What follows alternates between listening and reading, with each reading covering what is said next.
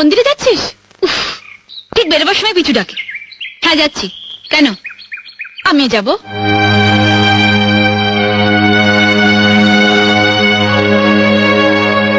এইভাবে যাবে?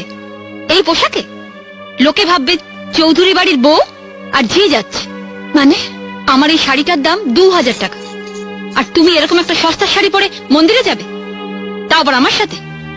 তোমার মান সম্মান না থাকতে পারে, কিন্তু আমার আছে। ও এই কথা। তুই দাঁড়া, আমি এক্ষুনি শাড়িটা বদলে আসি। এটা ধর।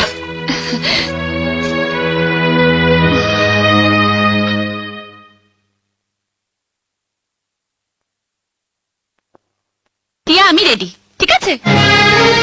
এ কি? এটা তো আমার শাড়ি। তুমি পরেছো, তোমার লজ্জা করছে না? বলো, দামি শাড়ি পরার যখন অতই শখ, নিজের বরকে বলো না কিনে দিতে। সে মূলত তো নেই। ভিখারি কোথাকার। কি বলছিস তুই টিয়া? তুই আমি তুই যা, আমরা বোনের মতো। তোর শাড়ি আমি পরবো, আমার শাড়ি তুই পরবি, এটাই তো স্বাভাবিক। থাক দিদি, অনেক হয়েছে।